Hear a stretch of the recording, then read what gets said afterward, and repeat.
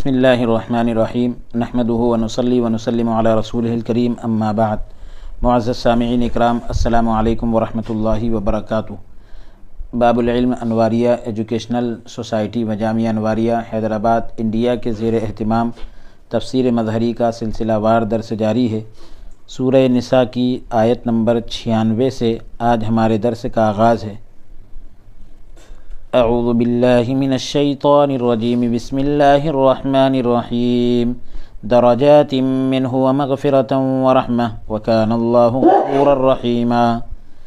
ان کے لیے بلند درجے ہیں اللہ سے، یعنی اللہ کی جناب سے، اللہ کی جانب سے، اور نوید بخشش اور رحمت ہے، یعنی بخشش اور رحمت کا پروانہ خوشخبری ہے، اور ہے اللہ تبارک و تعالی سارے گناہ بخشنے والا، رحم فرمانے والا۔ ان کے لیے اللہ تعالیٰ کی جانب سے قرب اور جنت کے درجے، مغفرت اور رحمت ہے، یعنی کن کے لیے؟ جو لوگ اللہ کے راستے میں نکلے جہاد کے لیے، ان کے لیے اللہ کی طرف سے اجر ہے، مغفرت ہے، رحمت ہے۔ یہ تینوں اسما جو ہے اجرن عظیمن سے بدل ہے۔ درجات اس کے لیے جو گنہگار نہیں، مغفرت گنہگار کے لیے، اور رحمت ان دونوں کو شامل ہے۔ یہ بھی جائز ہے، یعنی یہ بھی ہو سکتا ہے کہ درجات کو مفعول مطلق کی حیثیت سے نسب دیا جائے، اور جس طرح ضربتہم اسواتن میں اسواتن مفعول مطلق کی حیثیت سے منصوب ہے، اور اجرن اس کا حال ہونے کی حیثیت سے منصوب ہے۔ حال کو ذوالحال سے مقدم اس لیے کیا گیا کیونکہ ذوالحال نکرہ ہے۔ مغفرتاً اور رحمتاً اپنے مضمر فعلوں کے مفعول مطلق ہے۔ یہ ایک نحوی اصطلاح ہے۔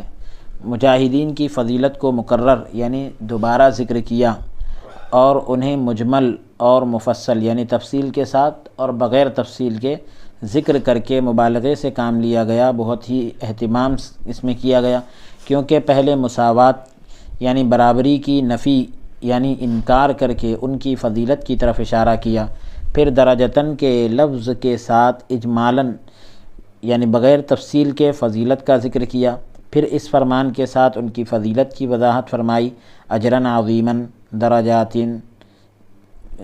منہ ومغفرۃ ورحمہ۔ مقصود جو ہے یعنی یہ ساری چیزیں بیان کرنے کا مقصد ایک ہی ہے، جہاد کی طرف رغبت دلانا اور اس کی عظمت بیان کرنا۔ پہلی دفعہ درجتاً کو واحد اور دوسری دفعہ یعنی پہلی مرتبہ درجتاً واحد لایا گیا، دوسری مرتبہ جمع کا صیغہ یعنی درجات ذکر کرنے میں کوئی منافات نہیں، یعنی کوئی مخالفت نہیں، کوئی فرق نہیں، کیونکہ مراد جو ہے پہلے پر مجاہد کو ہر گھر میں بیٹھ رہنے والے پر فضیلت دینا ہے، اور بعد میں تمام کو تمام پر فضیلت دینا ہے، اور مقصود ہر درجے کو ہر فرد پر منقسم کرنا ہے، یعنی ڈیوائیڈ کرنا ہے، تقسیم کرنا ہے۔ تمام پر تمام کو فضیلت دینا ہے، یعنی پوروں کو پوروں پر، سب کو۔ اب اس کے بعد مقصد ایک ہی ہے کہ ہر درجے کو ہر فرد پر یعنی ہر شخص پر تقسیم کرنا ہے، یا مراد جو ہے مجاہدین کی حالت کا اختلاف ہے، کیونکہ ان میں سے بعض وہ ہیں جنہیں ایک درجے کے ساتھ فضیلت دی گئی، اور بعض وہ ہیں جنہیں کئی درجات میں فضیلت دی گئی۔ ایک قول یعنی ایک بات یہ بھی کہی گئی کہ درجتاً سے مراد دنیا میں غنیمت، کامیابی، سلطنت اور اچھا ذکر ہے، اور دنیا میں جو کچھ ہے اس کی حقارت بیان کرنے یعنی اس کی کمتری بیان کرنے کے لیے درجہ کو واحد ذکر کیا، اور درجات سے مراد وہ انعامات ہیں جن کا اللہ تعالیٰ نے آخرت میں وعدہ کیا ہے۔ ایک قول یہ کیا گیا ہے یعنی ایک بات یہ کہی گئی کہ پہلے درجے سے مراد اللہ تعالیٰ کے یہاں ان کے درجے کی بلندی ہے، اور درجات سے مراد جنت میں ان کی منازل ہیں، یعنی جنت میں ان کی منزلیں ہیں۔ ایک قول یہ کیا گیا ہے کہ پہلے مجاہد جنہوں نے کفار سے جہاد کیا، یعنی جہاد کرنے والے وہ لوگ جنہوں نے جنت میں منزلیں ہیں، یا نا درجات ہیں، جی مراتب ہے، درجے ہیں۔ ایک بات یہ بھی کہی گئی کہ پہلے درجے سے مراد اللہ تعالیٰ کے یہاں ان کے یہ پہلے مجاہد جو ہے وہ ہیں جنہوں نے کفار سے جہاد کیا، یعنی کافروں سے جہاد کیا، ان کے لیے ایک درجہ ہے، اور بعد والے جنہوں نے اپنے نفوس سے جہاد کیا یعنی نفس سے جہاد کیا، ان کے لیے اللہ تبارک و تعالیٰ نے اجر عظیم جو اللہ تعالیٰ کے قرب کے درجات اور اس کی مغفرت اور رحمت ہے، جنہوں نے اپنے نفس سے جہاد کیا۔ سبحان اللہ۔ رسول اللہ صلی اللہ علیہ وآلہ وسلم نے فرمایا کہ کامل مجاہد وہ ہے، پورے طور پر جہاد کرنے والا وہ کہلائے گا جس نے اللہ تعالیٰ کی اطاعت میں یعنی فرما برداری میں اپنے نفس سے جہاد کیا، خود سے جہاد کیا۔ اور مہاجر وہ ہے، ہجرت کرنے والا وہ ہے جس نے خطاؤں اور گناہوں کو چھوڑا۔ یعنی یہ جو ہجرت کرنے والا ہوتا ہے جس کو ہم مہاجر کہتے ہیں، یہ تو وطن چھوڑتا ہے، لیکن حضور فرماتے حقیقی مہاجر وہ ہے کہ جس نے گناہوں کو چھوڑ دیا۔ سبحان اللہ سبحان اللہ۔ اسے امام بیہقی نے شعب الایمان میں حضرت فضالہ سے روایت کیا۔ شعب الایمان باب فی ان یحب الرجل لاخیہ المسلم، جلد نمبر 7 صفحہ نمبر 499۔ ایک قول یہ کیا گیا ہے کہ پہلی آیت میں قائدین یعنی بیٹھے رہنے والوں سے مراد کون ہیں؟ معذور ہیں، اپاہج ہیں، جن پر اللہ تبارک و تعالیٰ نے مجاہدین کو ایک درجہ فضیلت دی، یعنی ایک حصہ زیادہ فضیلت ان کو عطا کی، کیونکہ وہ عذر کی وجہ سے رک گئے نا۔ کیونکہ مجاہدین نے نیت کے ساتھ عملاً جہاد بھی کیا، پریکٹیکلی طور پر عملی طور پر جہاد کیا، جبکہ معذوروں کی طرف سے صرف نیت تھی اور جہاد کرنا ان کے لیے ممکن نہ تھا۔ اللہ تعالیٰ نے مجاہدین اور معذوروں کے ساتھ ان کی نیتوں کی وجہ سے اچھے اجر کا وعدہ فرمایا۔ سبحان اللہ۔ مقاتل ایک شخص ہے، انہوں نے اسی طرح کہا۔ دوسرے قائدین وہ افراد ہیں بیٹھے رہنے والے، وہ لوگ ہیں جو معذور نہیں، ان پر اللہ تعالیٰ نے مجاہدین کو اجر عظیم کے ساتھ فضیلت دی، یعنی جو بغیر عذر کے اپنے گھروں میں بیٹھ گئے ان پر اللہ تبارک و تعالیٰ نے عملی طور پر جہاد کرنے والوں کو فوقیت دی، فضیلت دی۔ ان کے لیے اللہ تعالیٰ کی طرف سے درجات اور مغفرت اور رحمت ہے۔ حضرت ابو سعید خدری رضی اللہ تعالیٰ عنہ سے روایت ہے کہ رسول اللہ صلی اللہ علیہ وآلہ وسلم نے فرمایا، اے ابو سعید، جو اللہ تعالیٰ کے رب اور اسلام کے دین اور حضرت محمد مصطفیٰ علیہ الصلاۃ والسلام کے نبی ہونے پر راضی ہوا، اس کے لیے جنت ثابت ہے۔ حضرت ابو سعید رضی اللہ تعالیٰ عنہ اس ارشاد سے خوش ہوئے، عرض کی یا رسول اللہ صلی اللہ علیہ وسلم دوبارہ ارشاد فرمائیں۔ تو حضور علیہ الصلاۃ والسلام نے دوبارہ ارشاد فرمایا۔ رسول اللہ صلی اللہ علیہ وآلہ وسلم نے فرمایا، ایک اور بات بھی ہے جس کے ذریعے اللہ تعالیٰ جنت میں بندے کے 100 درجے بلند فرماتا ہے، اور ہر 2 درجوں میں اتنی مسافت ہے جتنی زمین اور آسمان کے درمیان ہے۔ اللہ تعالیٰ جنت میں ایک عمل یعنی ایک بات ایسی ہے جس کے ذریعے جنت میں بندے کے 100 درجے بلند فرماتا ہے، اور ہر 2 درجوں میں اتنی دوری ہے جتنی زمین اور آسمان کے درمیان ہے۔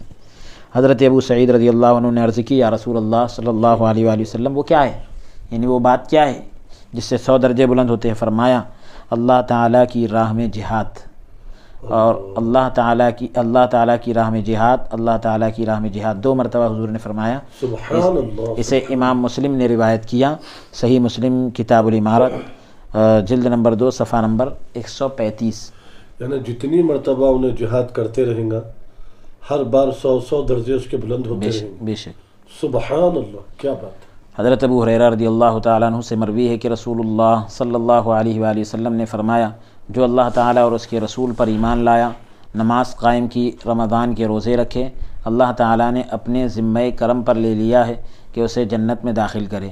وہ اللہ تعالیٰ کی راہ میں جہاد کرے یا اپنی پیدائشی جگہ میں مقیم رہے، یعنی رکا رہے، ٹھہرا رہے۔ صحابہ نے عرض کی یا رسول اللہ صلی اللہ علیہ وسلم، کیا ہم لوگوں کو یہ خوشخبری نہ دے دیں؟ فرمایا جنت میں 100 درجے ہیں جو اللہ تعالیٰ نے مجاہدین کے لیے تیار کر رکھے ہیں، ہر 2 درجوں کے درمیان زمین اور آسمان کا فاصلہ ہے۔ جب تم اللہ تعالیٰ سے سوال کرو تو جنت الفردوس کا سوال کرو، کیونکہ وہ سب سے بہترین جنت ہے، اس کے اوپر رحمان کا عرش ہے، اسی سے جنت کی نہریں نکلتی ہیں۔ اسے امام بخاری رحمۃ اللہ علیہ نے روایت کیا۔ صحیح بخاری کتاب الجہاد باب درجات المجاہدین جلد نمبر 1 صفحہ نمبر 391۔ اب اس کے بعد یہ ہے کہ اللہ تبارک و تعالیٰ گناہوں کو بخشنے والا اور مجاہدین پر رحم فرمانے والا ہے۔ درجات منہ و مغفرت و رحمہ، مغفرت سے مراد گناہوں کو اللہ تعالیٰ بخشنے والا ہے، اور رحمت سے مراد مجاہدین پر رحم فرمانے والا ہے، انہیں عظیم درجات عطا فرمانے والا ہے، واللہ عالم۔ امام بغوی رحمۃ اللہ علیہ نے ذکر فرمایا کہ اہل مکہ کے کچھ لوگ، مکہ مکرمہ کے کچھ لوگوں نے کلمہ تو پڑھ لیا تھا اور ہجرت نہ کی تھی، انہی میں سے قیس بن فاکہہ بن مغیرہ، قیس بن ولید بن مغیرہ اور ان جیسے لوگ تھے۔ جب مشرک غزوہ بدر کے لیے مکہ مکرمہ سے نکلے، یہ بھی ان کے ساتھ نکلے، انہوں نے کفار کے ساتھ مل کر جنگ کی۔ معالم التنزیل جلد نمبر 2 صفحہ نمبر 137۔ امام بخاری رحمۃ اللہ علیہ نے حضرت ابن عباس رضی اللہ عنہما سے روایت کی ہے کہ مسلمانوں کی ایک جماعت مشرکین کے ساتھ تھی اور رسول اللہ صلی اللہ علیہ وآلہ وسلم کے خلاف مشرکوں کی تعداد میں اضافہ کرتے۔ پھینکا گیا تیر آتا، ان میں سے کسی کو لگ جاتا اور اسے قتل کر دیتا، وہ تلوار کی زد میں آتا اور مارا جاتا، یعنی وہ مر جاتا۔ یہ روایت الدر المنصور جلد نمبر 2 صفحہ نمبر 365 سے لی گئی۔ میں کہتا ہوں، یعنی قاضی ثناء اللہ پانی پتی علیہ رحمہ فرما رہے ہیں کہ ان کا قول یکثر سواد المشرکین، یعنی مشرکین کی جو تعداد زیادہ ہوگی تو اس بات پر دلالت کرتا ہے کہ وہ مسلمانوں کے خلاف جنگ نہیں کرتے تھے۔ ابن مندہ نے اسے نقل کیا اور نام بھی ذکر کیے، ان میں قیس بن ولید بن مغیرہ، ابو القیس بن فاکہہ بن مغیرہ، ولید بن عتبہ بن ربیعہ، عمرو بن امیہ، علی بن امیہ بن خلف۔ ان کے اسی عمل کو بھی ذکر کیا کہ وہ بدر کی طرف نکلے، جب مسلمانوں کی قلیل تعداد کو دیکھا تو ان کے دلوں میں شک داخل ہو گیا اور کہا ان کے دین نے انہیں دھوکے میں ڈال دیا، پس وہ بدر کے روز یعنی بدر کے دن قتل ہو گئے۔ میں کہتا ہوں، یعنی قاضی ثناء اللہ پانی پتی علیہ رحمہ فرما رہے ہیں کہ یہ روایت کہ ان کے دلوں میں شک داخل ہو گیا، ان کے ارتداد یعنی مرتد ہونے پر، دین سے پھر جانے پر دلالت کرتا ہے، جبکہ قرآن حکیم کی آیت ان کے کفر میں دلالت نہیں کرتی۔ ابن ابی حاتم نے بھی اس کا ذکر کیا اور ان میں حارث بن ربیعہ بن اسود اور عاص بن عتبہ بن حجاج کا اضافہ کیا۔ الدر المنصور جلد نمبر 2 صفحہ نمبر 365۔ طبرانی نے حضرت ابن عباس رضی اللہ عنہما سے روایت کیا کہ مکہ مکرمہ میں ایک جماعت تھی جو مسلمان ہو چکی تھی۔ جب رسول اللہ صلی اللہ علیہ وآلہ وسلم نے ہجرت کی تو انہوں نے ہجرت پر ناپسندیدگی کا اظہار کیا اور خوفزدہ ہو گئے، یعنی ڈر گئے۔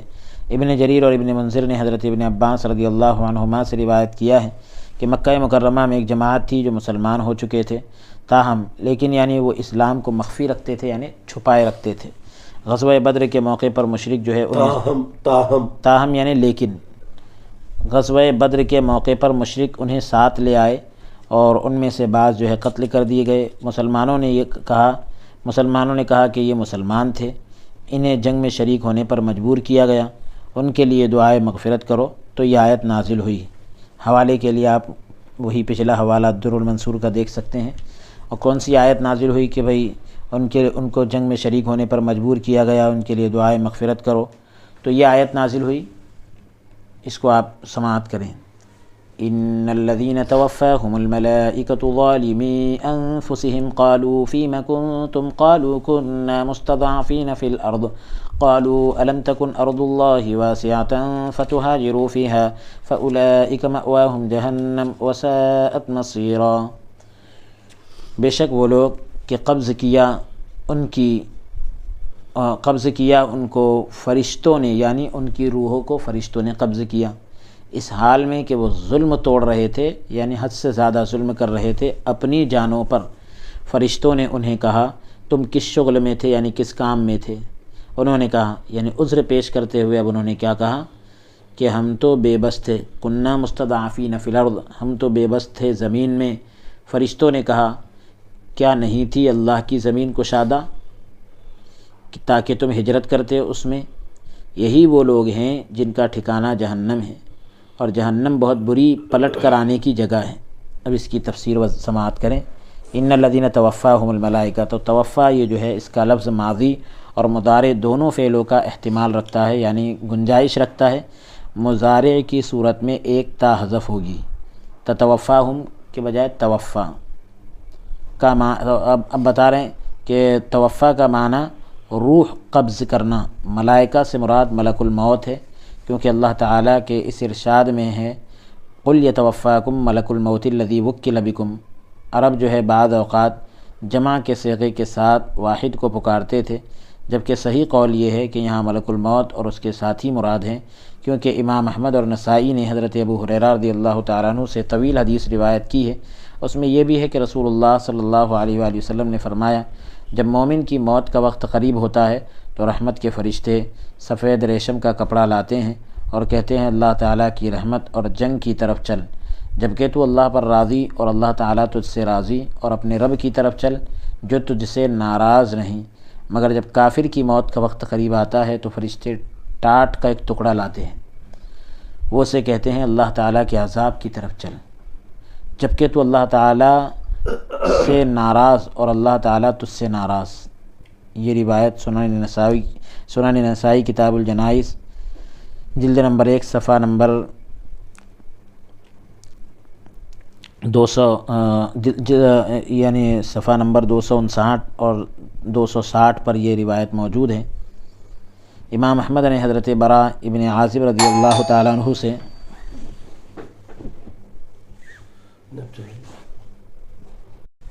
ابن عازب رضی اللہ تعالیٰ عنہ سے ایک طویل حدیث یعنی ایک لمبی حدیث پاک روایت کی۔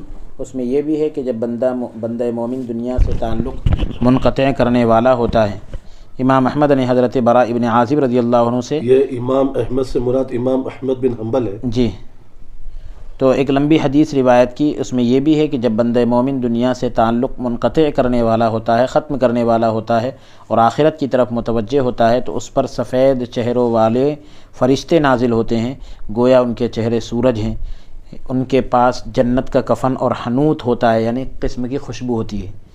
پھر وہ حد نگاہ تک بیٹھ جاتے ہیں، جہاں تک نگاہ جاتی ہے وہاں تک وہ فرشتے بیٹھ جاتے ہیں۔ پھر ملک الموت آتے ہیں اور وہ اس کے سرانے بیٹھ جاتے ہیں اور کہتے ہیں اے پاکیزہ نفس، اللہ تعالیٰ کی بخشش اور رضوان یعنی خوشنودی کی طرف نکلو۔ راوی نے کہا تو اس کے بعد راوی کہتا ہے کہ جب فرشتہ اس طرح کہتا ہے تو اس کی روح بدن سے یوں نکلتی ہے جیسے مشکیزے سے قطرہ بہتا ہے۔ سبحان اللہ سبحان اللہ۔ تو ملک الموت اسے پکڑ لیتا ہے۔ جب وہ اسے پکڑتا ہے تو فرشتے اسے اس کے پاس آنکھ جھپکنے کے برابر بھی نہیں رہنے دیتے کہ اسے لے لیتے ہیں، اس قطرے کو۔ فرشتے آنکھ جھپکنے کے برابر بھی رہنے نہیں دیتے کہ اس کو لے لیتے ہیں اور اس کفن اور حنوت میں اس کو رکھ دیتے ہیں، یعنی اس کفن اور خوشبو کے اندر اس قطرے کو رکھ دیتے ہیں، روح نکال کر اس طرح۔ جب کافر کا اس دنیا سے کوچ کرنے یعنی جانے کا اور آخرت کی طرف متوجہ ہونے کا وقت آتا ہے تو آسمان سے سیاہ یعنی کالے چہروں والے فرشتے اترتے ہیں جن کے پاس ٹاٹ ہوتا ہے۔ فرشتے اس کے پاس حد نگاہ یعنی جہاں تک نظر جاتی ہے وہاں تک بیٹھ جاتے ہیں۔ پھر ملک الموت آ جاتا ہے اور اس کے سر کے پاس بیٹھ جاتا ہے۔ وہ کہتا ہے اے خبیث نفس، اللہ تعالیٰ کی ناراضگی کی طرف نکلو۔ راوی نے کہا کہ پھر روح جو ہے اس کے جسم میں بکھر جاتی ہے۔ ملک الموت اسے یوں نکالتا ہے جیسے بھیگی اون سے آنکڑا، یعنی بھیگے ہوئے اون سے جب کوئی چیز نکالی جاتی ہے پھر وہ اسے پکڑ لیتا ہے۔ دوسرے فرشتے اسے ایک ساعت بھی یعنی ایک لمحہ بھی رہنے نہیں دیتے کہ اسے ٹاٹ میں رکھ لیتے ہیں۔ یہ روایت مسند احمد جلد نمبر 4 صفحہ نمبر 287 پر ہے۔ ابن جریر اور ابن منذر اور حضرت ابن عباس رضی اللہ عنہما سے مروی ہے کہ جب یہ آیت نازل ہوئی تو صحابہ نے مکہ مکرمہ میں رہ جانے والے مسلمانوں کو خط لکھا۔ جب یہ آیت نازل ہوئی تو صحابہ رضی اللہ عنہم نے مکہ مکرمہ میں جو لوگ رہ گئے تھے ان مسلمانوں کو خط لکھا کہ اب تمہارا وہاں رہنا فائدہ مند نہیں۔ ان مسلمانوں نے وہاں سے ہجرت کی، مشرکوں نے ان کو پکڑ لیا اور واپس لے گئے تو ان کے متعلق یہ آیت نازل ہوئی فَإِذَا أُوذِيَ فِي اللَّهِ جَعَلَ فِتْنَةَ النَّاسِ كَعَذَابِ اللَّهِ۔ تو مسلمانوں نے خط لکھا تو مکہ مکرمہ میں مقیم مسلمانوں نے کہا کہ ہم ہجرت کریں گے، اگر کسی نے ہمارا پیچھا کیا ہم اس سے جنگ کریں گے۔ وہ مکہ مکرمہ سے نکلے، کفار نے یعنی کافروں نے ان کا پیچھا کیا، کچھ بچ نکلے اور کچھ قتل ہو گئے۔ تو یہ آیت نازل ہوئی ثم ان ربک للذین ہاجروا من بعد ما فتنوا، یعنی آزمائش کے بعد جن لوگوں نے ہجرت کی۔ تو اس کے بعد یعنی یہ پوری آیت ہے، اللہ تبارک و تعالیٰ نے یہ آیت نازل کیا اور آزمائش کے بعد ہجرت کی وہ پوری تفصیل ہے، اس کے مقام پر یہ 14ویں پارے کے اندر انشاءاللہ اس کی تفصیل آئے گی۔ انہوں نے ہجرت کا فریضہ چھوڑ کر اور شرک میں مقیم رہ کر معصیت کا ارتکاب کر کے یعنی گناہ کا ارتکاب کر کے اور کفار کی موافقت یعنی کفار کے جیسا کام کر کے اپنی جانوں پر ظلم کیا، تو قرآن کہہ رہا ہے ظالمی انفسہم، انہوں نے اپنے آپ پر ظلم کیا۔ مفعول کی ضمیر سے حال ہے ظالمی۔ امام بغوی رحمۃ اللہ علیہ نے کہا کہ نبی کریم صلی اللہ علیہ وآلہ وسلم کی ہجرت کے بعد ہجرت کے بغیر اسلام قبول نہیں کیا جاتا تھا۔ فتح مکہ کے بعد یہ حکم منسوخ ہو گیا۔ نبی کریم صلی اللہ علیہ وسلم نے فرمایا فتح مکہ کے بعد کوئی ہجرت نہیں، لا ہجرت بعد الفتح، فتح مکہ کے بعد کوئی ہجرت نہیں۔ معالم التنزیل جلد نمبر 2 صفحہ نمبر 137۔ اسے ابو داؤد اور امام احمد نے صحیح سند کے ساتھ حضرت مجاشع بن مسعود سے روایت کیا ہے، اور ابن جریر نے ضحاک سے روایت کی۔ صحیح بات یہ ہے کہ دار کفر سے ہجرت جو ہے محکم فریضہ ہے، یعنی اللہ کی طرف سے ایک مضبوط فیصلہ کن فریضہ ہے، یعنی ایک فرض ہے ہجرت۔ شرط یہ ہے کہ وہ ہجرت پر قادر ہو، یعنی اس کے اندر ہجرت کی طاقت ہو۔ یہ حکم منسوخ نہیں ہے۔ یہ آیت اس بات پر دلیل ہے کہ ایسی جگہ سے ہجرت کرنا واجب ہے جہاں شریعت کے احکام جاری کرنا ممکن نہ ہو۔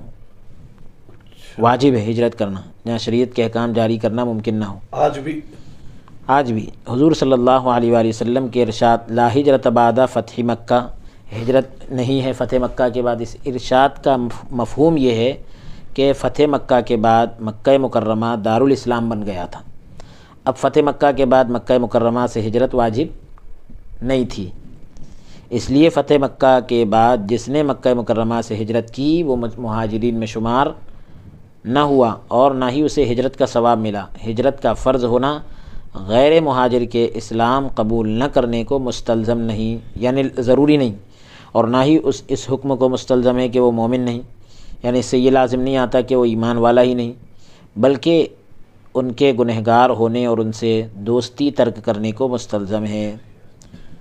اللہ تعالیٰ کا فرمان ہے والذین آمنوا ولم یہاجروا ما لکم من ولایتہم، پوری آیت ہے فعلیکم النصر الا علی قوم بینکم وبینہم میثاق۔ پھر اب اس کے بعد فرما رہے ہیں قاضی ثناء اللہ پانی پتی رحمۃ اللہ تعالیٰ علیہ کہ فرشتوں نے ان کو کہا، ان کو یعنی فرشتوں نے عار دلاتے ہوئے ان کو کہا، کیا کہا؟ قالوا فیما کنتم، تم کس حال میں تھے؟ قالو کا جو جملہ ہے انا کی خبر ہے، اور ضمیر عائد محذوف ہے، جو ضمیر لوٹ رہی ہے وہ محذوف ہے۔ تقدیر کلام یوں ہوگی قالوا لہم، یہ بھی جائز ہے کہ یہ ملائکہ سے حال ہو اور اس سے پہلے لفظ قد محذوف ہو، یا ضمیر منصوب سے حال ہو جو توفاہم الملائکہ میں ہے، اور قد مضمر ہوگا۔ تقدیر کلام یوں ہوگی وقد قالوا لہم، یہ قالو کا مقولہ ہے، یعنی تم کس حالت میں تھے؟ کیا تم مسلمان تھے جس طرح تمہارا اقرار دلالت کرتا ہے، بتا رہا ہے، یا تم کافر تھے جس پر تمہارا کفار کے پاس ٹھہرنا اور بغیر عذر کے ان کی موافقت کرنا دلالت کرتا ہے؟ جن لوگوں نے ہجرت کے فریضے کو چھوڑا تھا اب انہیں موت آنے والی ہے۔ جن لوگوں نے ہجرت کے فریضے کو چھوڑا تھا، یعنی یہ جو کہہ رہے تھے قالوا کنا مستضعفین فی الارض، ہم تو بے بس تھے، تو حضرت قاضی ثناء اللہ پانی پتی علیہ رحمہ فرما رہے ہیں جن لوگوں نے ہجرت کے فریضے کو چھوڑا تھا اب انہیں موت آنے والی ہے۔ انہوں نے جو کہا یہ انا کی خبر ہے اس صورت میں جب کہ اس کا ما قبل حال ہو اور یہ جملہ مستانفہ ہوگا، یعنی مستانفہ ہو یعنی نیا جملہ ہو۔ جب ما قبل جملہ انا کی خبر تصور کی جائے گویا یہ سائل کا جواب ہے، یعنی پوچھنے والے کا جواب ہے، جو یہ پوچھتا ہے۔ کیا پوچھتا ہے؟ کہ جنہیں موت آنے والی ہے انہوں نے کیا جواب دیا تھا جب انہیں فرشتوں نے وہ کہا جس کا ذکر کیا گیا؟ تو انہوں نے یہ کہا تھا کہ کننا مستضعفین فی الارض۔ اب اس کے بعد قالوا لم تکن ارض اللہ واسعہ، فرشتوں نے پھر جواب دیا اللہ کی زمین تو کشادہ ہے۔ تو یہاں ارض سے مراد مکہ مکرمہ ہے۔ کون سی زمین؟ مکہ مکرمہ، یعنی ہم کفار کی مخالفت پر قادر نہ تھے، قدرت نہ رکھتے تھے، یا ہم دین کے اظہار اور اعلاء کلمت الحق سے عاجز تھے، بے بس تھے۔ پھر اس کے بعد ہے کہ فرشتوں نے کہا، یعنی فرشتوں نے انہیں جھٹلانے اور شرمندہ کرنے کے لیے کہا۔ یہ جملہ مستانفہ ہے۔ جب قریب الموت لوگوں نے عذر پیش کیا تو فرشتوں نے ان کے جواب میں کہا کہ کیا اللہ کی زمین کشادہ نہیں ہے؟ تم مکہ مکرمہ سے ایسے علاقے کی فتہاجروا فیہا ہجرت کر لو، یعنی مکہ مکرمہ سے ایسے علاقے کی طرف نکلنے پر قادر تھے، طاقت رکھتے تھے جہاں تمہیں اسلام کے اظہار، کفار کی مخالفت اور اعلاء کلمت الحق سے کوئی رکاوٹ نہ تھی، جس طرح مہاجرین نے مدینہ طیبہ اور حبشہ کی طرف ہجرت کی۔ فتہاجروا محل نصب میں ہے کیونکہ یہ استفہام کے جواب میں ہے۔ وہ لوگ جنہوں نے اپنی جانوں پر ظلم کیا، فاولئک مأواہم جہنم، ان کا ٹھکانہ جہنم ہے۔ فا جو ہے فا تعقیبیہ اور سبب کے لیے ہے، یعنی ان کا ٹھکانہ جہنم اس لیے ہے کہ انہوں نے ہجرت کو ترک کیا۔ یہ کفر کو مستلزم ہے یعنی لازم ہے، نہ جہنم میں دائمی عذاب کو، نہ کہ جہنم میں دائمی عذاب کو، ہمیشہ عذاب کو لازم نہیں کرتا یہ، بلکہ کفر کو لازم کرتا ہے کہ ہجرت کو چھوڑا انہوں نے، کیونکہ ہجرت جب فرض تھی نا۔ یہ جملہ ما قبل جملے کا معطوف ہے، یعنی اس پر عطف ہو رہا ہے پہلے والے جملے پر، اور اس کا نتیجہ ہے یہ بھی جائز ہے کہ فاولئک والا جملہ انا کی خبر ہو، اس پر فا اس لیے آئی کیونکہ انا کے اسم میں شرط کا معنی پایا جاتا ہے، اور اس کا قبل جملہ حال ہے، یعنی پہلے والا جملہ حال ہے، یا یہ جملہ مستانفہ ہے۔ ان کا ٹھکانہ بہت برا ہے، یا جہنم بہت برا ٹھکانہ ہے۔ نبی کریم صلی اللہ علیہ وآلہ وسلم نے فرمایا، جو آدمی اپنے دین کے ساتھ ایک علاقے سے دوسرے علاقے کی طرف بھاگا، اگرچہ ایک بالشت بھاگا ہو، اس کے لیے جنت لازم ہوگی۔ اس کے جد اعلیٰ حضرت ابراہیم اور اس کے نبی حضرت محمد صلی اللہ علیہ وآلہ وسلم جنت میں اس کے ساتھی ہوں گے۔ یہ روایت تفسیر قرطبی جلد نمبر 5 صفحہ نمبر 347۔ سبحان اللہ، سبحان اللہ، ہائے ہائے ہائے، کیا بات! ثعلبی نے اسے حسین کی حدیث سے مرسل نقل کیا ہے۔ رسول اللہ صلی اللہ علیہ وآلہ وسلم نے فرمایا کہ مسلمان کا بہترین مال بھیڑ بکریاں ہیں، جنہیں وہ پہاڑ کی چوٹی پر لے جاتا ہے اور اپنے دین کو بچانے کے لیے فتنوں سے دور بھاگتا ہے۔ امام بخاری اور دوسرے لوگوں نے روایت کیا۔ صحیح بخاری کتاب بدء الخلق باب خیر مال المسلم، غنم جلد نمبر 1 صفحہ نمبر 466۔ رسول اللہ صلی اللہ علیہ وآلہ وسلم نے فرمایا، اسلام جو ہے تمام پہلے گناہوں کو مٹا دیتا ہے، ہجرت تمام پہلے گناہوں کو مٹا دیتی ہے، یعنی اسلام لانے سے پہلے کے تمام گناہ مٹ جاتے ہیں، اور ہجرت کرنے سے بھی ہجرت سے پہلے کے تمام گناہ مٹ جاتے ہیں۔ سبحان اللہ، کیا عظیم بشارت ہے! اور حج، واہ واہ! تیسری چیز ہے حج تمام پہلے گناہوں کو مٹا دیتا ہے۔ حج بھی ایک ایسی چیز ہے، اسلام، ہجرت اور حج، یہ تینوں جو ہے اپنے سے پہلے گناہوں کو مٹا دیتے ہیں۔ سبحان اللہ۔ اسے امام مسلم نے حضرت عمرو بن عاص رضی اللہ تعالیٰ عنہ سے روایت کیا۔ یہ روایت صحیح مسلم کتاب الایمان باب کون الاسلام یہدم قبلہ جلد نمبر 1 صفحہ نمبر 76 پر موجود ہے۔ 3 ہے نا مطلب یہ؟ جی، اسلام سے پہلے جی کیا ہے؟ صحیح روایت، یعنی 3 چیزیں ہیں کہ اسلام تمام پہلے کے گناہوں کو مٹا دیتا ہے، ہجرت بھی تمام پہلے کے گناہوں کو مٹا دیتی یہ ہے، 2 ہو گئے، اور حج بھی تمام پہلے کے گناہوں کو مٹا دیتا ہے۔ برابر۔ اب اگلی آیت کا نمبر ہے 98، جس کو آپ اس کو سماعت فرمائیں۔ آیت نمبر 98 سورہ نساء۔ إلا المستضعفين من الرجال والنساء والولدان لا يستطيعون حيلة ولا يهتدون سبيلا، مگر واقعی کمزور، بے بس مرد اور عورتیں اور بچے جو نہیں کر سکتے تھے کوئی تدبیر، یعنی ہجرت کی کوئی تدبیر نہیں جانتے تھے، یعنی نہیں جانتے تھے کوئی راستہ، یعنی وہاں سے نکلنے کا کوئی راستہ ان کو پتہ نہیں تھا۔ الا المستضعفین، الا جو ہے یہ مستثنیٰ منقطع ہے، کیونکہ اس میں موصول اور اس کی ضمیر میں داخل نہیں، اس میں موصول اور اس کی ضمیر میں الا داخل نہیں، اشارہ اس میں موصول کی طرف ہے، کیونکہ یہ ظالم نہیں، کیونکہ قدرت کے بعد ہی ایک امر واجب ہوتا ہے، کیونکہ اللہ تعالیٰ کا فرمان ہے لا یکلف اللہ نفسا الا وسعہا۔ جس طرح انتہائی بوڑھا، مریض، کمزور اور اپاہج جو پیدل سفر کرنے پر قادر نہ ہو، طاقت نہ رکھتا ہو، اور سواری کی استطاعت نہ رکھتا ہو، استطاعت یعنی طاقت نہ رکھتا ہو، عیالدار ہو یعنی مالدار ہو، اور انہیں ایک جگہ سے دوسری جگہ منتقل نہ کر سکتا ہو، اگر ان کو چھوڑ کر خود ہجرت کرے تو ان کے ضائع ہو جانے کا خوف ہے۔ یعنی ہلاک ہو جانے کا ڈر ہے۔ عورتیں کیونکہ عموماً عام طور پر ضعیف ہوتی ہیں، کمزور ہوتی ہیں، اور بچے ان کو استثناء میں ذکر کرنا امر میں مبالغے کے لیے ہے،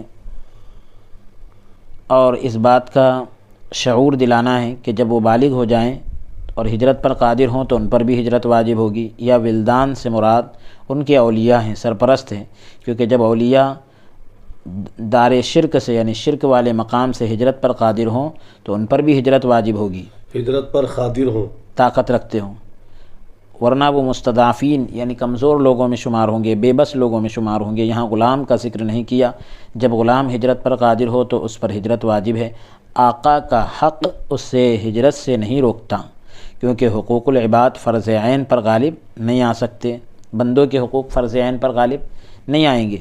جیسے اللہ کا حق اور بندے کا حق ٹکرا رہے ہیں تو ظاہر سی بات ہے کہ اللہ تبارک و تعالیٰ کا حق ادا کیا جائے گا، تو آقا کا حق اسے ہجرت سے نہیں روکے گا، کیونکہ حقوق العباد فرض عین پر غالب نہیں آ سکتے۔ فرض عین کی بات چل رہی ہے، یعنی فرض کفایہ وغیرہ نہیں۔ یعنی کفر سے ہجرت کرنا، ہاں یہ فرض ہے جی، دارالکفر سے۔ محمد بن اسحاق نے یونس بن بکیر کی روایت میں کہا کہ مجھے عبداللہ بن مکرم اور محمد بن یحییٰ نے اپنے شیوخ سے بیان کیا کہ رسول اللہ صلی اللہ علیہ وآلہ وسلم کی طرف سے منادی کرنے والے یعنی آواز لگانے والے نے ندا دی، آواز لگائی۔ یہ اس وقت ہوا جب حضور صلی اللہ علیہ وآلہ وسلم نے طائف کا محاصرہ کیا، یعنی طائف کو گھیر لیا۔ جو غلام بھی قلعے سے نیچے اتر آیا اور ہمارے پاس آ گیا وہ آزاد ہے، تو قلعے سے 10 سے زیادہ لوگ نکل کے آ گئے۔ حافظ محمد بن یوسف صالحی نے سبل الرشاد میں ان کے نام گنوائے ہیں۔ امام احمد نے حضرت ابن عباس رضی اللہ عنہما سے روایت کیا ہے کہ رسول اللہ صلی اللہ علیہ وآلہ وسلم نے فرمایا، غلاموں میں سے جو ہماری طرف آ گیا وہ آزاد ہے۔ غلام نکل آئے، ان میں ابو بکرہ بھی تھا، رسول اللہ صلی اللہ علیہ وآلہ وسلم نے اسے آزاد کر دیا۔ مسند احمد جلد نمبر 1 صفحہ نمبر 248 پر یہ روایت موجود ہے۔ صحیحین میں ابو عثمان نہدی سے مروی ہے کہ سعد نے کہا کہ یہ پہلے شخص ہے جنہوں نے اللہ تعالیٰ کی راہ میں تیر پھینکا۔ ابو بکرہ طائف کے قلعے کی دیوار پر تھے۔ یہ طائف میں 23ویں فرد تھے، شخص تھے جو حضور صلی اللہ علیہ وآلہ وسلم کے پاس آئے۔ یہ امر اہل طائف والوں پر بڑا شاق گزرا، بڑا مشکل گزرا۔ انہوں نے غلاموں پر سختی شروع کر دی۔ یہ معاملہ یہ کام اور یہ معاملہ طائف پر یعنی طائف والوں پر بڑا شاق گزرا، بڑا مشکل گزرا۔ انہوں نے غلاموں پر سختی شروع کر دی۔ رسول اللہ صلی اللہ علیہ وسلم نے انہیں آزاد کر دیا۔ رسول اللہ صلی اللہ علیہ وسلم نے انہیں ان آزاد کردہ غلاموں میں سے ہر ایک کو ایک ایک آدمی کے حوالے کر دیا۔ جو آزاد ہوئے تھے نا غلام، ان کو ایک ایک آدمی کے حوالے کر دیا جو اس کے اخراجات برداشت کر سکے، وہ غلام کا خرچہ جو اٹھا سکے، ایسے آدمی کے حوالے کر دیا۔ اس کے لیے سواری کا انتظام کرے، اور صحابہ کو حکم دیا کہ انہیں قرآن کی تعلیم دے، یعنی اگر تمہارے پاس اخراجات نہیں ہیں تو ان کو قرآن کی تعلیم دے دو، اور دین کے احکام بتائیں۔ جب بنو ثقیف مسلمان ہو گئے تو ان کے سرداروں نے ان آزاد کردہ غلاموں کے بارے میں بات چیت کی، جن میں سے ایک حارث بن کلدہ بھی تھا، انہیں دوبارہ غلامی میں دے دیا جائے۔ رسول اللہ صلی اللہ علیہ وآلہ وسلم نے فرمایا، یہ اللہ تعالیٰ کے آزاد کردہ ہیں، ان تک رسائی کی کوئی صورت نہیں۔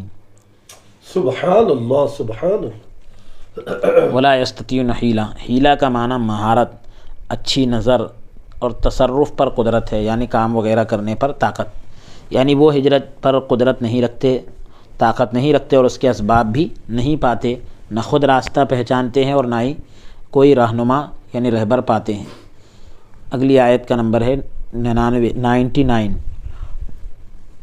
فَأُولَٰئِكَ عَسَى اللَّهُ أَن يَعْفُوَ عَنْهُمْ وَكَانَ اللَّهُ عَفُوًّا غَفُورًا۔ تو یہ لوگ ہیں جن کے بارے میں امید کی جا سکتی ہے کہ اللہ تعالیٰ درگزر فرمائے گا ان سے، اور اللہ تعالیٰ درگزر فرمانے والا، بہت بخشنے والا ہے۔ اللہ تبارک و تعالیٰ نے آیت میں عصا یعنی امید اور عفو کا لفظ اس امر سے، اس بات سے آگاہ کرنے کے لیے، باخبر کرنے کے لیے فرمایا، امید بھی اور عفو یعنی معافی بھی، درگزر، دونوں چیزیں اس لیے لائی گئی کہ ہجرت نہ کرنا بہت بڑا معاملہ ہے۔ ہجرت نہیں کرنا یہ بہت بڑا معاملہ ہے، یہاں تک کہ معذور کو بھی بے خوف نہیں ہو جانا چاہیے۔ جو عذر ہے، جو چل نہیں سکتا، جا نہیں سکتا، طاقت نہیں رکھتا اس کو بھی ایک دم بے ڈر نہیں ہونا چاہیے، نڈر بولتے ہیں جس کو ہم، بلکہ موقع کی طاق میں رہنا چاہیے، اور اس کا دل ہجرت کے ساتھ معلق رہنا چاہیے، یعنی بالکل لگا رہنا چاہیے، جہاں موقع ملے ہجرت کرنا ہے، سبحان اللہ، اس کو بھی یعنی اطمینان کے ساتھ بیٹھنا نہیں ہے، موقع کی تلاش میں رہنا ہے۔ حضرت ابن عباس رضی اللہ عنہما نے کہا میں اور میری والدہ ان لوگوں میں سے تھے جنہیں اللہ تعالیٰ نے معذور قرار دیا۔ رسول اللہ صلی اللہ علیہ وسلم نے نماز میں ان ضعفاء کے لیے رسول اللہ صلی اللہ علیہ وسلم نماز میں ان ضعفاء یعنی کمزوروں کے لیے دعا کرتے تھے، حضور علیہ السلام دعائیں کرتے تھے ان کمزوروں کے لیے۔ یہ روایت معالم التنزیل جلد نمبر 2 صفحہ نمبر 138 سے لی گئی۔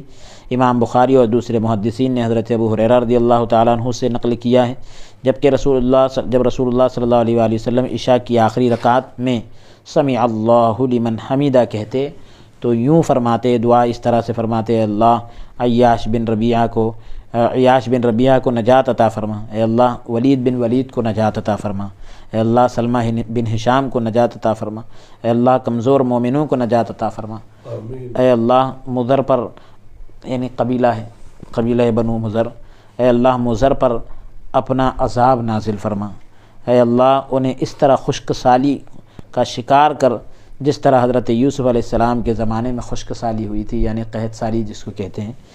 تو یہ روایت معالم التنزیل جلد نمبر 2 صفحہ نمبر 139 پر موجود ہے۔ اگلی آیت کا نمبر ہے 100۔ وَمَن يُهَاجِرْ فِي سَبِيلِ اللَّهِ يَجِدْ فِي الْأَرْضِ مُرَاغَمًا كَثِيرًا وَسَعًا وَمَن يَخْرُجْ مِن بَيْتِهِ مُهَاجِرًا إِلَى اللَّهِ وَرَسُولِهِ ثُمَّ يُدْرِكْهُ الْمَوْتُ فَقَدْ وَقَعَ أَجْرُهُ عَلَى اللَّهِ وَكَانَ اللَّهُ غَفُورًا رَحِيمًا۔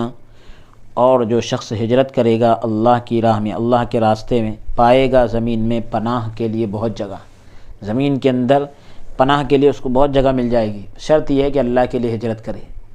ہائے ہائے ہائے ہائے، اور تو اللہ تبارک و تعالیٰ کا فرمان ہے کہ جو شخص ہجرت کرے گا اللہ کی راہ میں پائے گا زمین میں پناہ کے لیے بہت جگہ اور کشادہ روزی۔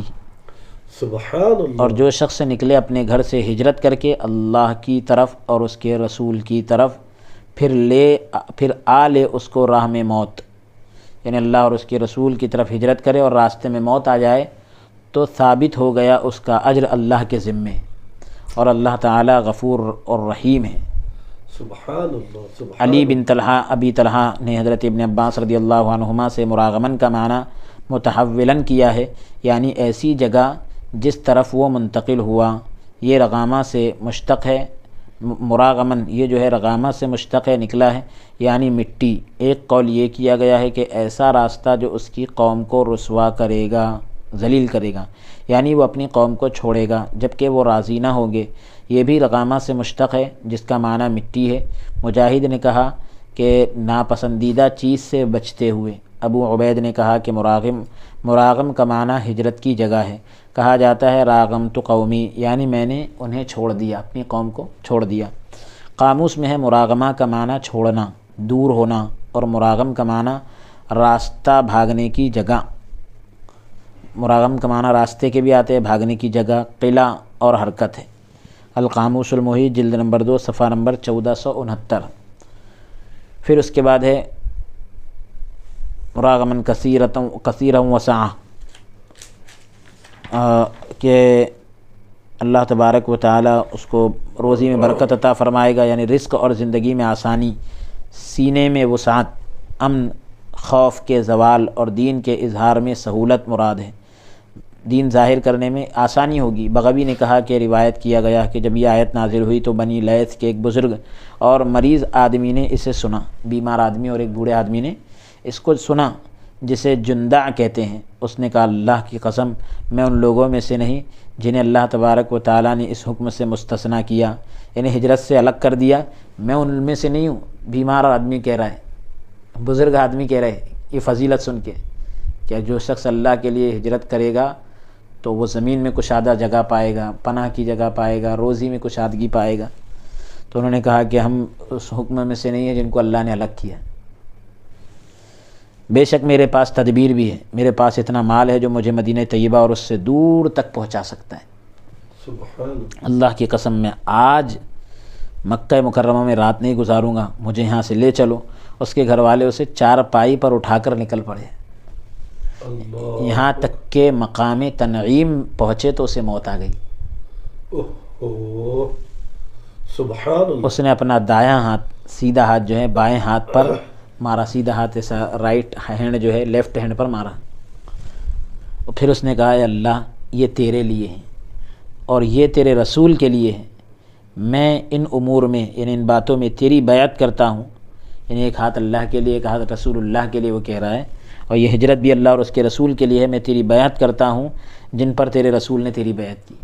سبحان اللہ، سبحان اللہ۔ پھر وہ مر گیا۔ اب اس کی خبر رسول اللہ صلی اللہ علیہ وآلہ وسلم کو پہنچی۔ صحابہ نے کہا کہ اگر وہ مدینہ طیبہ پہنچ جاتا تو اس کا اجر مکمل ہوتا، لیکن راستے میں تنعیم میں ہی موت ہو گئی نا اس کی۔ تو صحابہ نے کہا کہ اگر مدینہ طیبہ پہنچتا تو اس کا اجر مکمل ہوتا۔ مشرکین اس پر ہنسے، مشرکین ہنسنے لگے کہ صاحب نہ ادھر کا رہا نہ ادھر کا، بیچ میں انتقال ہوا۔ مشرکین اس پر ہنسے۔ انہوں نے کہا جو اس نے طلب کیا تھا اس نے نہ پایا، جو اس نے طلب کیا تھا اس نے نہ پایا۔ اتنی روایت جو ہے معالم التنزیل جلد نمبر 2 صفحہ نمبر 139 پر ہے، لیکن اس کے آگے کی روایت ابن ابی حاتم اور ابو یعلا نے عمدہ سند کے ساتھ حضرت ابن عباس رضی اللہ عنہما سے نقل کیا ہے۔ کہا کہ حضرت زمرہ ابن جندب اپنے گھر سے ہجرت کی غرض سے نکلے، انہوں نے گھر والوں سے کہا مجھے اٹھاؤ اور مشرکین کے علاقے سے رسول اللہ صلی اللہ علیہ وسلم کے پاس لے چلو۔ وہ رسول اللہ صلی اللہ علیہ وسلم تک پہنچنے سے پہلے ہی انتقال کر گئے۔ تو یہ آیت نازل ہوئی۔ کون سی آیت؟ کہ اگر کوئی ہجرت کے لیے نکلا اور اس کو راستے میں موت آ گئی، فقد وقع اجرہ علی اللہ، اس کا اجر اللہ کے ذمہ ثابت ہو چکا ہے۔ سبحان اللہ، سبحان یعنی اللہ۔ جس کو مدینہ طیبہ پہنچ کر ہجرت کا جو ثواب ملتا ہے، اگر اسے ہجرت کے لیے راستے میں موت آ گئی تو اس کو بھی ہجرت کا پورا ثواب ملے گا۔ سبحان اللہ، سبحان اللہ۔ مہاجرن یخرجو کی ضمیر سے، یخرج کی ضمیر سے حال ہے، یعنی جہاں اللہ تعالیٰ اور اس کے رسول نے جانے کا حکم دیا۔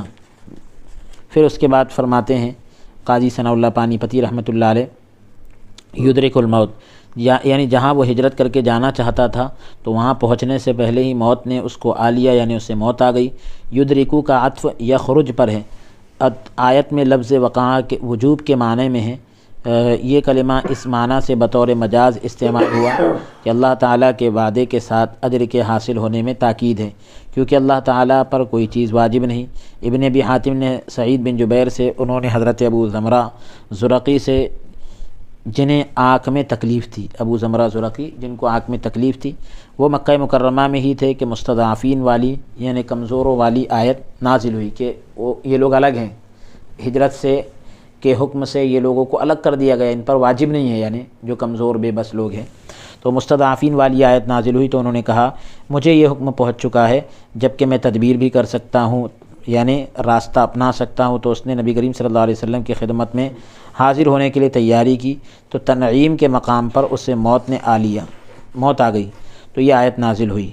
یہ روایت الدر المنصور جلد نمبر 2 صفحہ نمبر 369 پر موجود ہے۔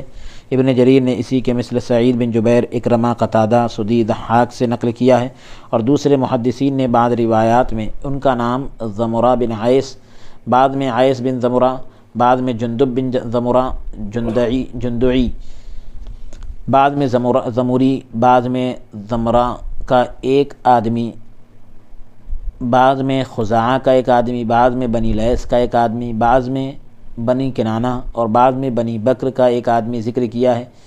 بہرحال الگ الگ نام آئے ہیں۔ ابن سعد نے طبقات میں یزید بن عبداللہ بن قسیط سے نقل کیا ہے کہ جندع بن زمرہ ضمری جندعی مکہ مکرمہ میں تھا، اس نے اپنے بیٹوں سے کہا کہ مجھے مکہ مکرمہ سے نکال لے چلو، اس غم نے مجھے مار ڈالا ہے، ہجرت نہ کرنے کے غم نے مجھے مار ڈالا، مجھے لے چلو۔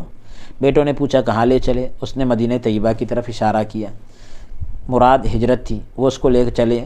جب وہ اضاعت بنی عمارہ میں پہنچے تو وہ فوت ہو گئے، انتقال کر گئے، تو اللہ تعالیٰ نے انہی کے متعلق یہ آیت نازل فرمائی جو ابھی تلاوت کی گئی۔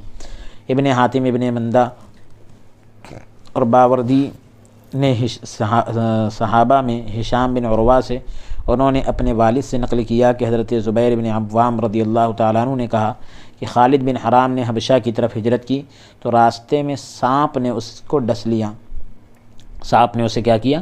ڈس لیا۔ تو اس کے متعلق یہ آیت نازل ہوئی، الدر المنصور جلد نمبر 2 صفحہ نمبر 370 پر یہ روایت موجود ہے۔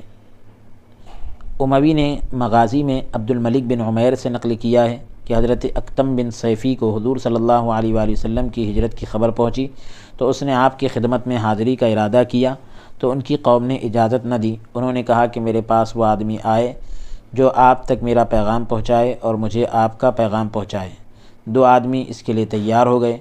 وہ دونوں حضور صلی اللہ علیہ وآلہ وسلم کی خدمت میں حاضر ہوئے، عرض کی کہ ہم اکتم بن سیفی کے قاصد ہیں، یعنی پیغام پہنچانے والے۔ وہ آپ سے پوچھ رہا ہے کہ آپ کون ہیں، آپ کی صفات کیا ہیں اور آپ کیا پیغام لائیں؟ آپ نے ارشاد فرمایا کہ میں محمد بن عبداللہ ہوں، میں اللہ کا بندہ اور اس کا رسول ہوں۔ پھر آپ نے یہ آیت تلاوت کی، ان اللہ یأمر بالعدل والاحسان، پوری آیت کہ بے شک اللہ عدل اور احسان کا حکم دیتا ہے۔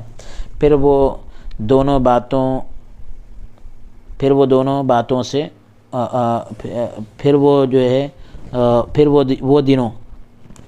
وہ دونوں جو ہے، معذرت کے ساتھ آپ اس کو پھر دیکھ لیں کہ اموی نے مغازی میں عبد الملک بن عمیر سے نقل کیا کہ اکتم بن سیفی کو حضور صلی اللہ علیہ وسلم کی ہجرت کی خبر پہنچی، اس نے آپ کی خدمت میں حاضری کا ارادہ کیا تو ان کی قوم نے اجازت نہ دی۔ انہوں نے کہا میرے پاس وہ آدمی آئے جو آپ تک میرا پیغام پہنچائے۔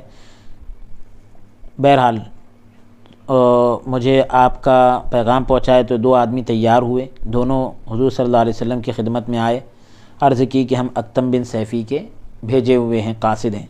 وہ آپ سے پوچھ رہا ہے آپ کون ہیں؟ حضور صلی اللہ علیہ وسلم نے فرمایا میں محمد بن عبداللہ ہوں، اللہ کا رسول ہوں، اللہ کا بندہ ہوں۔ پھر آپ نے یہ آیت تلاوت کی، ان اللہ یأمر بالعدل والاحسان۔ پھر وہ دونوں یعنی اکتم بن سیفی کے قاصد کس کے پاس آئے؟ اکتم کے پاس آئے جو حضور نے پیغام پہنچایا، تو وہ آئے پیغام لے کر اور اسے یہ پیغام بتایا۔ تو اکتم نے اپنی قوم سے کہا اے میری قوم، بے شک وہ تو مکارم اخلاق کا یعنی اچھے اخلاق کا حکم دیتے ہیں اور بری باتوں سے روکتے ہیں، اس معاملے میں سردار بن جاؤ، اس کی دمیں نہ بنو، یعنی تم آگے رہو پیچھے مت نہ رہو۔ کیا مطلب؟ دمیں نہ بنو مطلب پیچھے مت رہو، آگے بڑھ جاؤ۔ مدینہ طیبہ کے ارادے سے اپنے اونٹ پر اکتم بن سیفی سوار ہوا، راستے میں ہی مر گیا۔ تو یہ آیت کریمہ نازل ہوئی کہ بھئی ہجرت کے لیے جو نکل جائے تو اس کا اجر واقع ہو گیا۔ یہ مرسل ہے، اس کی سند ضعیف ہے۔ ابو حاتم نے کتاب العمرین بابو میں 2 سندوں سے حضرت ابن عباس رضی اللہ عنہما سے نقل کیا ہے کہ ان سے اس آیت کے متعلق دریافت کیا گیا، پوچھا گیا تو آپ نے فرمایا یہ اکتم بن سیفی ہے، سیفی کے حق میں نازل ہوئی۔ عرض کی گئی پھر لیسی کہاں گیا؟ فرمایا یہ لیسی سے قبل کا یعنی اس سے پہلے کا واقعہ ہے۔ یہ آیت سبب نزول کے اعتبار سے خاص اور حکم کے اعتبار سے عام ہے۔ الدر المنصور جلد نمبر 2 صفحہ نمبر 368 اور 369 پر یہ روایت موجود ہے۔ فائدہ، علماء نے کہا کہ طلب علم یعنی علم حاصل کرنے اور حج اور جہاد اور ایسے شہر کی طرف فرار کے لیے جانے کے لیے ہجرت جس میں اللہ کی اطاعت یعنی فرمانبرداری، قناعت، زہد یعنی دنیا سے دوری، پاکیزہ رزق کی تلاش میں زیادتی ہو، تو یہ اللہ تعالیٰ اور اس کے رسول کی طرف ہجرت ہوگی۔ جس سے راستے میں موت آ گئی تو اس کا اجر اللہ تعالیٰ کے ذمے ہے، واللہ عالم۔ ابن جریر نے حضرت علی شیر خدا رضی اللہ عنہ سے روایت کیا ہے کہ بنی نجار کی ایک جماعت نے حضور صلی اللہ علیہ وآلہ وسلم سے سوال کیا، عرض کی یا رسول اللہ صلی اللہ علیہ وسلم جب ہم مسافر ہوں تو کیسے نماز پڑھیں؟ تو اللہ تعالیٰ نے اس آیت کو نازل فرمایا جس کو ہم اگلی نشست میں انشاءاللہ تعالیٰ تلاوت کریں گے۔ مسافر کی نماز کے تعلق سے کافی طویل گفتگو قاضی ثناء اللہ پانی پتی رحمۃ اللہ علیہ نے کی ہے۔ آج کے سلسلہ درس کو ہم یہی موقوف کرتے ہیں۔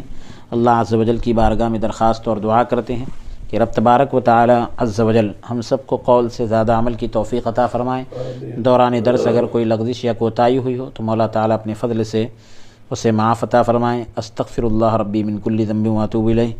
اور اس ادارے کے تمام ذمہ داران اور اراکین کو اور معاونین کو اجر عظیم عطا فرمائیں۔ مولانا عبدالواسع حسینی کو صحت کاملہ و عاجلہ دائمہ مستمرہ نصیب فرمائیں، آمین۔ وصلی اللہ تعالی وسلم علی خیر خلقہ سیدنا و نبی